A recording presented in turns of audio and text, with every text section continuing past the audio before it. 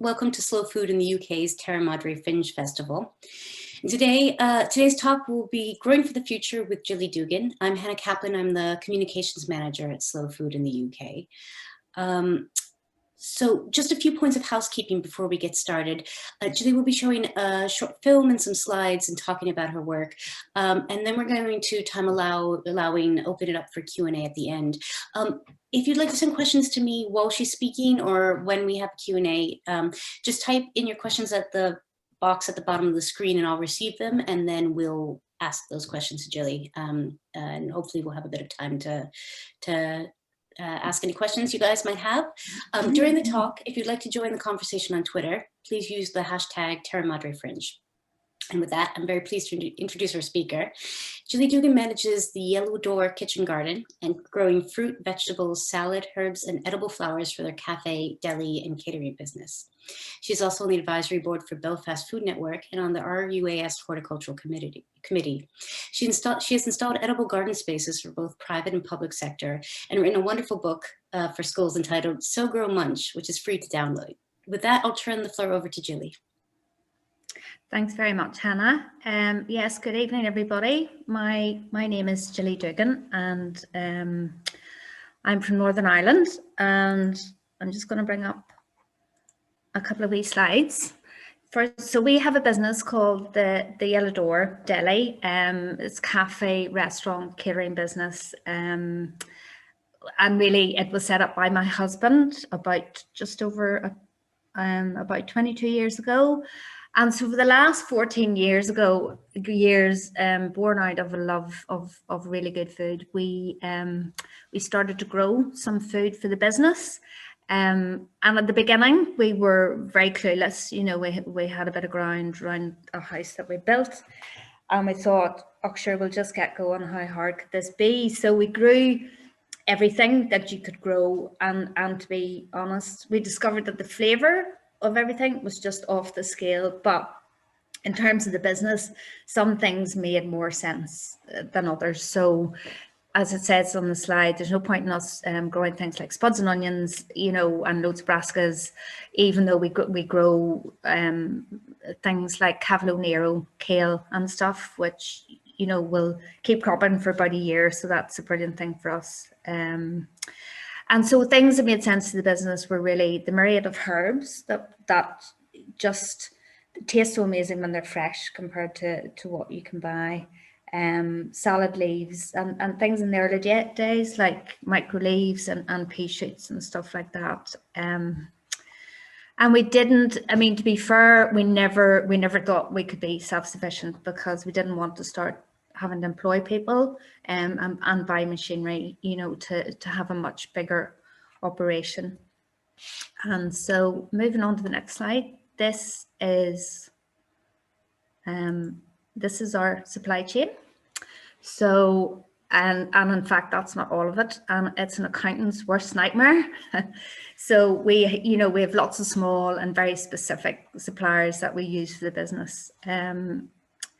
And we do, of course, we use distributors as well. And we like to think we can use whatever buying power we have to influence products that our distributors would carry. And thankfully in Northern Ireland, there does seem to be a lot more of that going on now. And in the middle, you can see there's two very important elements to our business. One is our bakery, where we bake real bread and patisserie from scratch every day.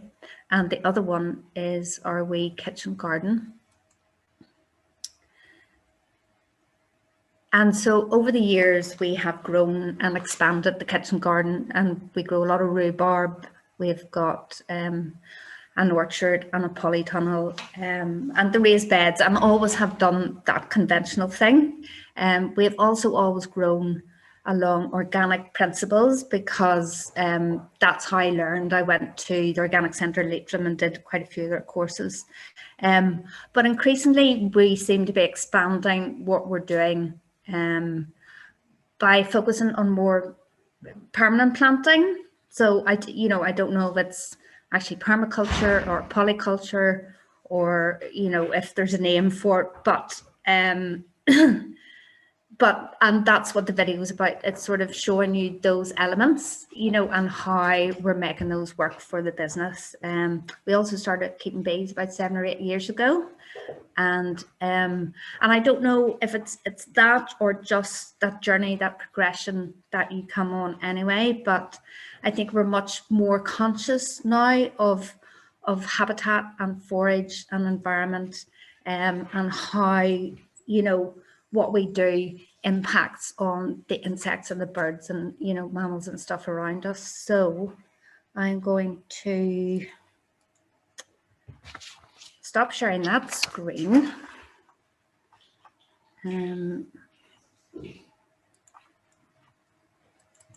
If I can just stop share, there we go. I don't know about everybody else, but the Zoom thing is like you think you know what you're doing and then you have a blank.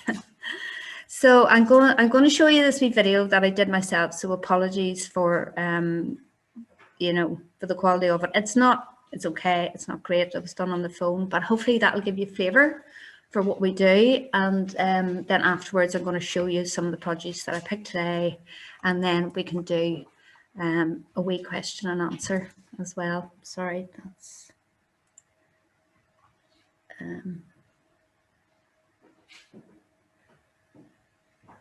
let's see. There you go. So as I said, it goes on for about 18, 19 minutes. So here we go.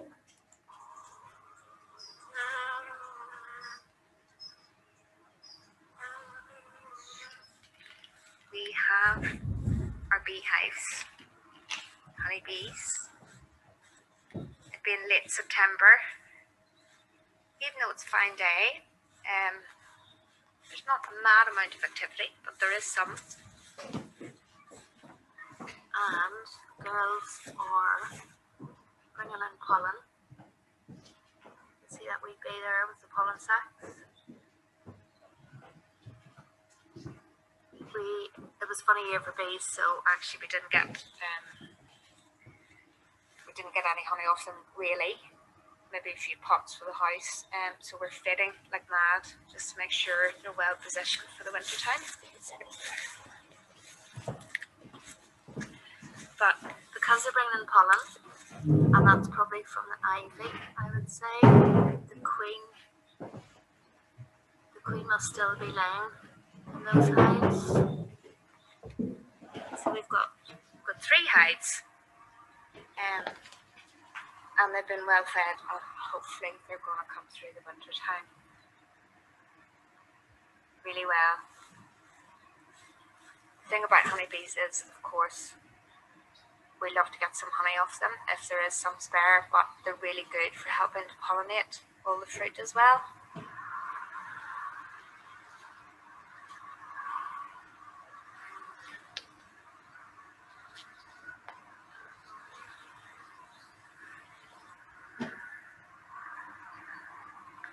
This is our fruiting fern hedge, and at the minute it's absolutely full of rose hips and haws.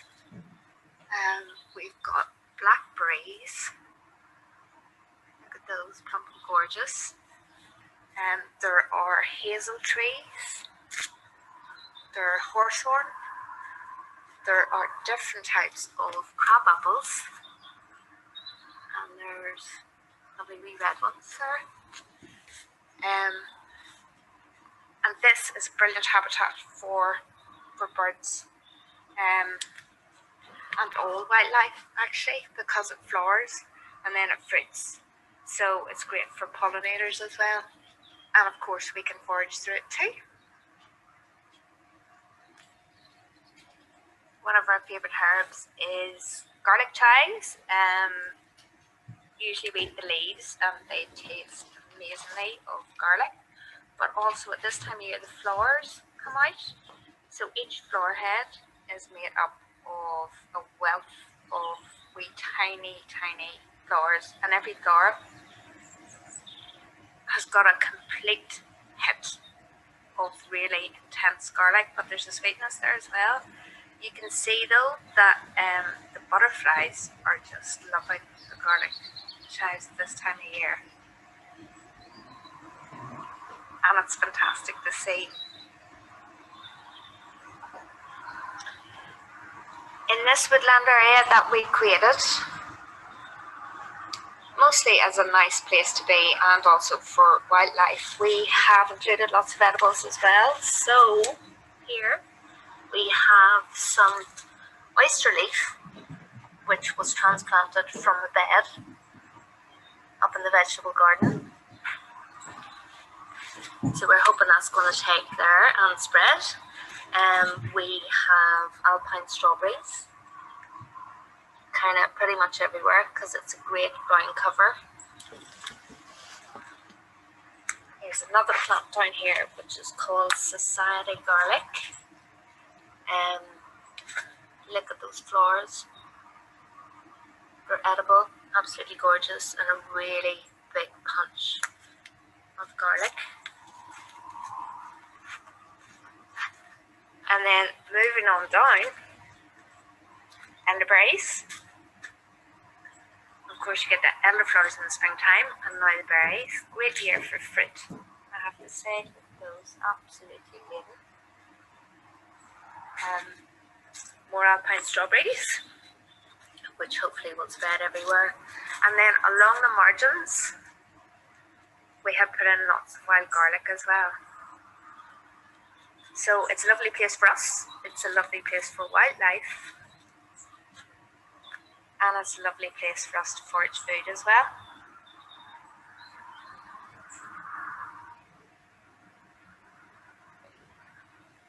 So this is our woodland area, which is mostly native trees, but also a few funky edibles like cobnuts and quinces and medlars and walnuts. Lots of crab apples, and obviously we've got oak and beech and birch and field maple and holly and rowan and all of those. But this is a really exciting patch, which we're saving for hazel trees that are impregnated with truffle spores. So who knows, mightn't ever get a truffle, but we think it's absolutely worth the effort to have a go.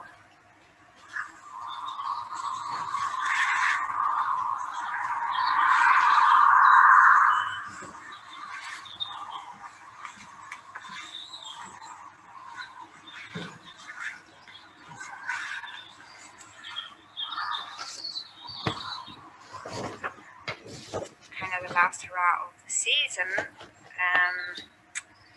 loads and loads of lemon verbena, which is brilliant for tea and sorbets.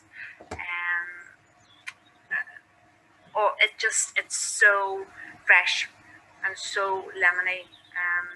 You can't get a nicer flavour than that. So we use that for quite a lot of stuff. It's really good in gin as well.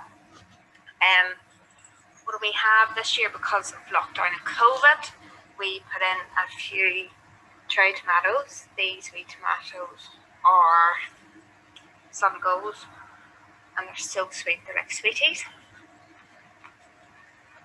Mostly what we do in here is salad leaves and soft herbs. So I've got a nice wee row of coriander there coming along. Salad leaves. This is winter purslane, which was sown a couple of weeks ago. So it's a fantastic wee salad leaf that will go all the way through the winter time. Again, some juvenile mustards. Just look at those, absolutely gorgeous, and taste really mustardy as well. You can see, because we don't spray and we do things organically, that there are a few holes on the leaves, but actually that's alright, we don't mind that. We've got some more coriander and parsley here, some mustard, red frills, gorgeous leaf, really peppery. And we find that when we grow this variety of leaf, and we wash gently, that it'll keep in the fridge for like a week, which is absolutely brilliant. Cuts down the wastage. Again, some more juvenile mustard leaves coming up. Sort of red and green cos type. Some mustard golden streaks, which is just about past its best, so that needs to come out, and we'll sow something else. Again, using our own compost, you get lots of things coming up, like these are obviously squash or pumpkin seeds, but that's okay, we'll just pull them out. Again, some more golden streaks. Wild rocket, trying really hard to bolt. This wild rocket is about 6 years old. It's perennial, so it'll die back in the winter time, but come spring, it's one of the first to poke its wee head out. And this rocket is so intense, so peppery, absolutely gorgeous, and loads of bang for your buck. So we would cut this maybe from spring into, and now's the middle of September. We'd probably cut this like 5, 6, 7 times, and it'll keep going as well. Nasturtiums for flowers and leaves. This kind of self-seeded itself, but we just left it there. Again, completely edible. The leaves, the seeds, the flowers. Nasturtium is the plant that keeps on giving. This is herb salad burnet. Absolutely gorgeous wee leaves, and they taste slightly cucumbery. Fantastic. A bed of chervil and some more mustard red frills in here. Some more tomatoes for the house, and we always keep a bit of fennel in here for to bring in the pollinators for the tomatoes and stuff, although that's kind of finished now. But fennel herb, you can use the leaves, the flowers, the juvenile seeds, and the fully formed seeds. So, and it's perennial, so that's another crop that keeps on giving. And that is the polytunnel. One of the best things I ever did was put up a polytunnel, and look at those grapes. Black Hamburg, Northern Hemisphere, you wouldn't think is that good for ripening grapes, but I suppose with climate change and all the rest of it. The flower tunnel, so we do quite a lot of high-end, I suppose, events and things, and weddings, corporate events. And so we put this up so that we could grow a variety of stuff, but mostly edible flowers. So they don't like being too hot. So they like the fresh air around them, but if it rains really heavily or you have hailstones, which we would have, of course, the petals get damaged. So it works really well, actually, I have to say. And we just made beds out of recycled old timbers and stuff. So this is Society Garlic, which is a gorgeous plant in its own right. But the flowers are edible, tastes really, ooh, big punch of garlic there. This is borage, one of our favourites, classic for pins. Looks gorgeous in the salad. Tastes mildly cucumbery. This is the calendula, which is just about over, but we save the seeds of this, so that actually you only ever have to buy calendula seed once, or if somebody will give it to you, that's even better, because the seeds save really well and grow year on year. Calendula flowers look gorgeous, also quite nice flavour. You could use it instead of saffron for colouring rice and stuff. What else have we got in here? More nasturtiums, flowers and leaves, chicory. I've grown chicory for the first time this year because it was locked down and I had the seeds, and it always never seemed like the right time. Because it's becoming evening now, they're just starting to close up, but the colour of those is just gorgeous. We also grow some nigella, again coming towards the end of this season. Chicory and cornflowers, which are just about going over now as well. Although in the wildflower margins we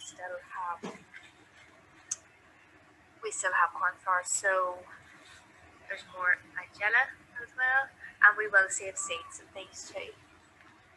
So actually, if you have wildflower margins with things like cornflower in it, and it's not spread and you don't use pesticides, you can use those for edible flowers as well. So the orchard, we started the orchard about 14 years ago, and some of the oldest trees are at least 14 years old.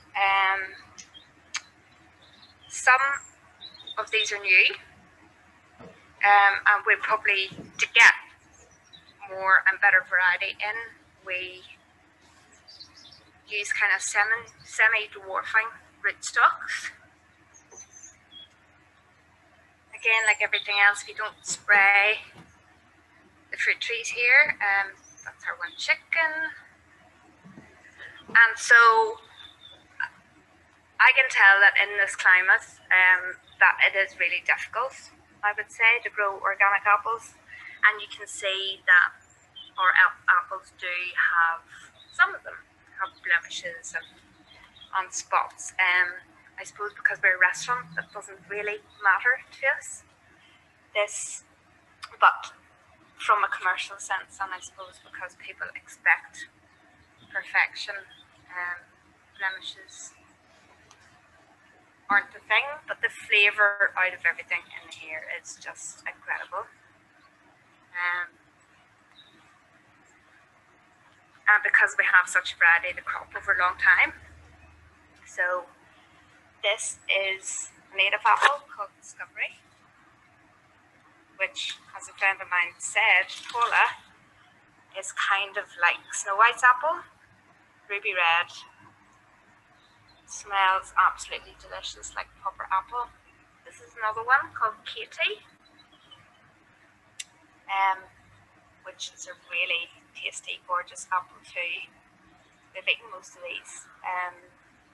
And we have the wasps that had a bit of a go at the plums, but these are ready to harvest now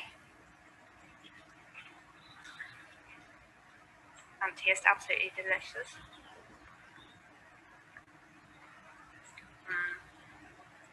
Gorgeous. Can't actually remember what variety of plum this is. I just know it's not Victoria, so it could be something like Marjorie seedling. This one's got a balloon up there as well. And pears, I think Northern Ireland probably isn't known as one of the pear producing capitals of the world, but we seem to be doing not too badly with the pears.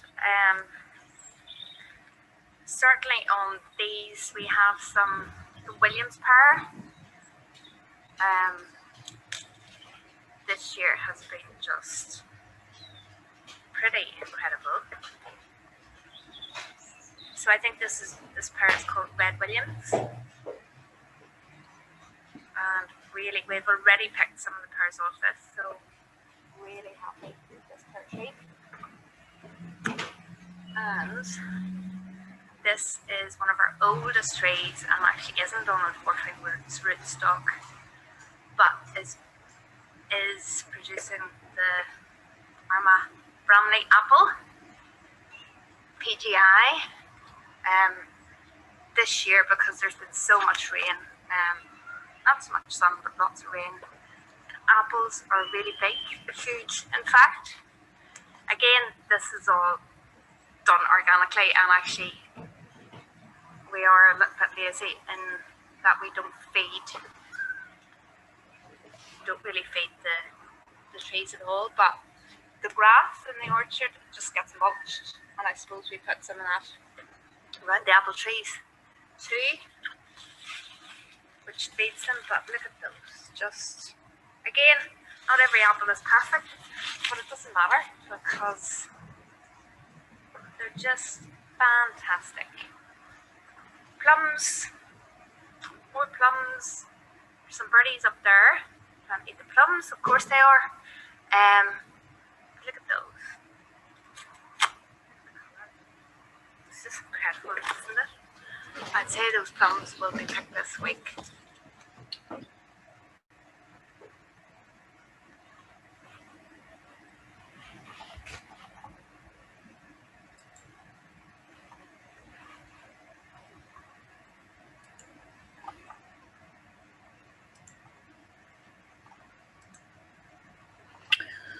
Okay, so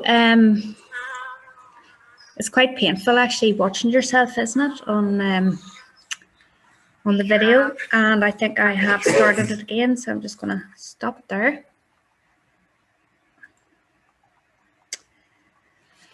So thank you everybody for watching that. I'm sorry for repeating myself.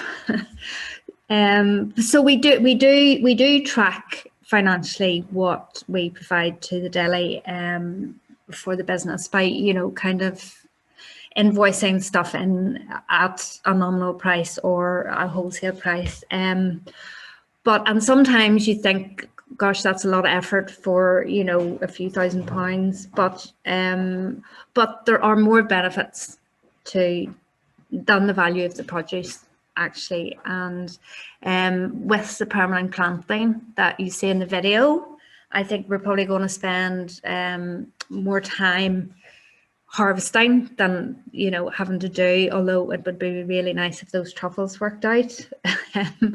So I'm not suggesting that everybody who's got a cafe or a restaurant or, you know, can grow stuff like that, and I do appreciate that we're really very lucky, but I do believe that if you can attempt to grow even a small amount of stuff for your cafe or your business on a rooftop or a courtyard or a windowsill, or, you know, even just a wee bit at home, that it's really empowering and it's really thought-provoking as well. So we would see that in work, that, you know, our chefs do recognize the difference between the leaves and herbs that are supplied from us, and then, you know, there's periods and times of the year when we don't have enough, and that, you know, they have to buy other stuff in, and they can tell the difference. And the fact that a lot of the guys and girls are growing a wee bit of stuff at home as well, I think that's really encouraging. And even the ones who've left and set up new businesses, you know, they're careful about their sourcing and stuff. So, but I also think that that's kind of a model that, you know, people could use on a small scale to supply their local hotels and restaurants. So, you know, you're talking about supply chains or micro businesses or uber local or super local or whatever they call it these days. And they do say that eating 30 different plants a week is what we need for a healthy gut and a healthy microbiome. So that's, I'm going to stop sharing that PowerPoint now. I just wanted to show you, actually, if I can, some of the produce that I picked this morning from the garden. It's quite hard to do that on a laptop, so I hope you can see that. But you know, things like the fennel flowers and leaves and stuff, and apples. I have a basket of apples here too, and I'm not quite sure that I can share those with you. But the variety, like, we have no two of the same apples in that orchard. And they're all, I wish you could smell this basket, but they're all different sizes and shapes and colours. And I'm just I did keep you one that they're kind of wee bit past their best, but this is an apple called Red Love. I know it's not a heritage apple, but it's got sort of pink flesh all the way through. And a really incredible flavour as well. So yeah, we love doing what we do. And if you have any questions at all, I'd be happy to take them. Yeah, I'll just pop back online, but that was fantastic. It was really, really interesting to see your garden, which maybe I'm a bad gardener, but that was a much neater garden than I personally have. Of course. And just looking at the diversity, you know, you've got sort of a self-sustaining environment there. Maybe save the lone chicken, but everything else is very, very much about, I guess, polyculture, which is something that you talk about. So, no, it was great to see. I think we'll just open it up now to Q&A. So I really encourage everyone, if you have any questions about what you've seen, to type in your questions. And I have to apologize in advance because I'm going to butcher names left, right, and center. So apologies in advance, but I'll start with Hermione, I believe, Winters, who said, you said when you started the kitchen garden, you grew anything and everything. How did you whittle it down and choose what you grow for the business? Okay. Yes. So the everything and anything. So that would have included cabbages and cauliflowers, and so anybody who's a gardener knows that stuff like that takes up a lot of room for quite a long period of time. And yes, you can get beautiful cauliflowers, and actually cauliflowers are very tricky for us, but cabbages and stuff. But you know, if you ended up with 10 rows of cabbages or all at one time for the business, that's not great. I mean, there's only so many cabbages you can eat, so it became, even though everything tasted amazing, like we can buy local produce like cabbages and carrots and stuff locally. So it was better to be able to grow stuff that really benefited from not having had to travel, like the herbs, like the salad leaves, and then funky things like purple potatoes and purple carrots and cucamelons, and just stuff that and stuff that was unique to us. Like we would grow a lot of mustard leaves, because there's so many varieties of them. And I suppose with different aspects to our business as well, in that some, the high-end catering and the weddings and stuff, the food needs to be really good, but it needs to look pretty too. And if you can, and we do get a lot of foodies who I suppose come to our company to do their catering as opposed to other companies, and that's really flattering. But also a lot of what we sell in our deli are sandwiches and soups, and all of that, all of the sandwiches come with salad leaves of some description. So to be, for people to be able to, it's nice that people will say, oh my goodness, what salad leaf is that, or what was that I was eating, because of the extra flavor from it is really nice. So yeah, it was the things that economically made sense, and things that were fast too, like pink radishes and watermelon radishes and stuff, stuff like that, stuff that just, as it said in the slide, are transforming, I think, for the dishes, and get the chefs excited. Things like sweet Sicily, because they're the flowers now, and it's kind of October, and this is the second hurrah for this. But the smell and the flavor, and it's just about making exciting food.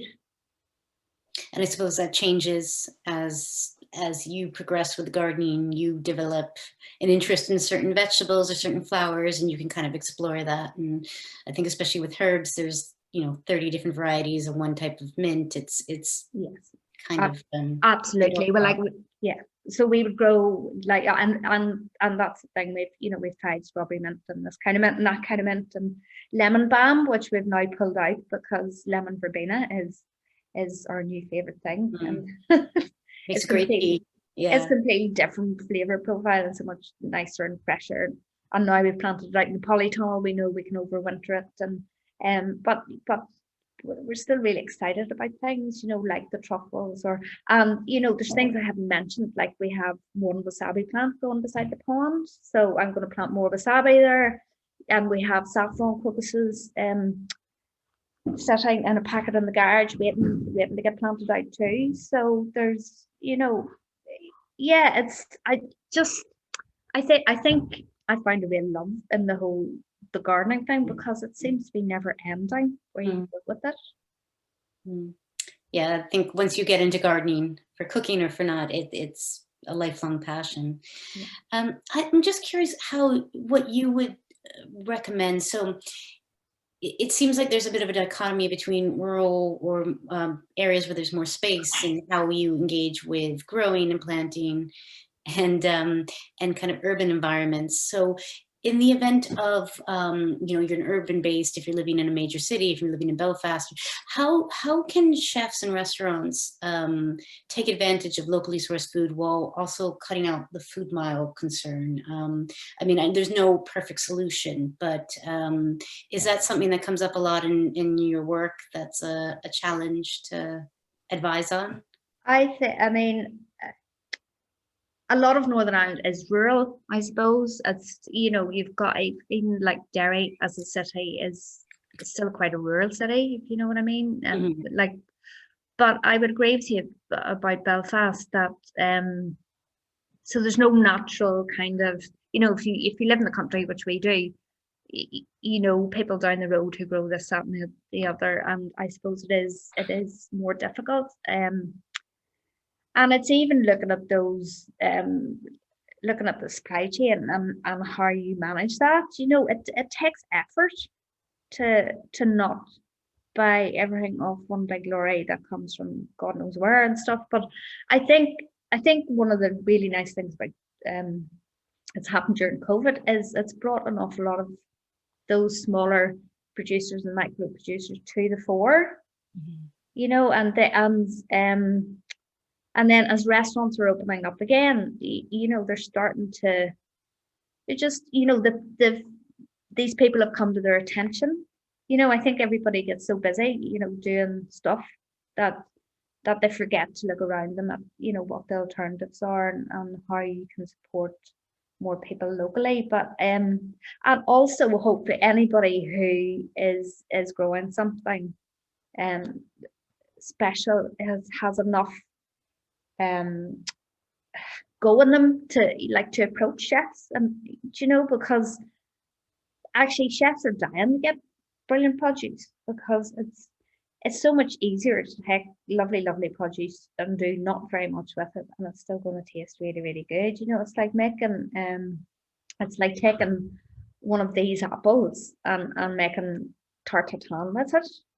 It's gonna taste so much better than any other tarte tatin because of the apple. Mhm. So it's I think it's twofold. I think people who produce the stuff just need to push themselves out there and let everybody know, through social media or whatever it is. And people who are purchasing need to open their eyes as well. Mhm. And I wonder if in lockdown people have had more time and money to spend on food, as certainly for me, it's my main form of entertainment recently. So Mhm. maybe in a different way than before lockdown, people are really considering the enjoyment of food as much as the sustainability of it. So it's Yeah, I positive. think so. Actually, it does become really well. It's always been really important in this house, but it becomes even more important. Mhm. Where you're kind of planning your day around what you're what Yeah. you're going to eat. I think everyone on this call has definitely done that. What are we eating tonight? And if you can base it Exactly. around a heritage product or something you've grown yourself, it's a mental coping mechanism as much as anything. Absolutely is, because I mean, Simon, my husband, just came in there holding a big mushroom that Sure. that he found when he was outside with dogs, um and actually I took up a project with Keep Northern Ireland Beautiful, an environmental charity here in Northern Ireland, for 6 months, running a project called Food for Thought as a response to COVID. It's sponsored by the National Lottery, and it was about giving. I think he's hovering in the background of his mushroom. No, Would you like to show us the mushroom? If he's he's very proud of it. Oh, So look, there you go. that's a very impressive mushroom. And I'm assuming you know which ones are safe and which ones aren't. But Well, I'm gonna let my wife try it tonight, and then I'm gonna taste it tomorrow. what He said he's going to make me eat it first, Hannah. Okay, all right, you're the guinea pig. Yeah, no pressure. This might be the last time we see Julie alive. We'll Could see be. Yeah. She does that all the time. But yeah, so we gave out 550 growing packs to families, communities, individuals, anybody who had a good reason for wanting to grow their own. And actually, some of the stories were, some of them were brilliant and really heartwarming, and some of them were heart wrenching, and about problems people were facing, and that, like, growing food or being outside or being connected to the soil was had the ability to help people in so many ways. Definitely. So yeah, I do absolutely believe in the healing power of being outside and in the garden, and of real natural food. I think food can either be doing you good or doing you harm. And obviously that's the whole ethos of slow food. Yeah, absolutely. And it's a step for kind of looking after yourself in the process and those you love. And yeah, absolutely. Okay, following on from that, Bob Donald wants to know a little bit more about your school visits with your Sow Grow Munch initiative. So it sounds like you're already working on the community, but how do you find that the pupils react to this program? Children are wee sponges, I think I think it's just incredible. And actually, even listening to kids talk, the whole David Attenborough programs and Extinction, then that has been out, and children's response to that, like, they are the future. I'm not sure we have time to wait for them to grow up to be in power, but we need to be doing something now. But they're just so smart, and they get it. They really get it, and they're funny, and like, the chasing each other with worms. But I see this all the time, that if like children who don't, whether for whatever reason, but who don't eat green things or vegetables, or have decided they just don't like that, or they're maybe conditioned that way because the parents don't like it, and that if they grow something and can pick it or cut it off or pull it out of the soil and give it away, they will eat it. And they're proud of it as well.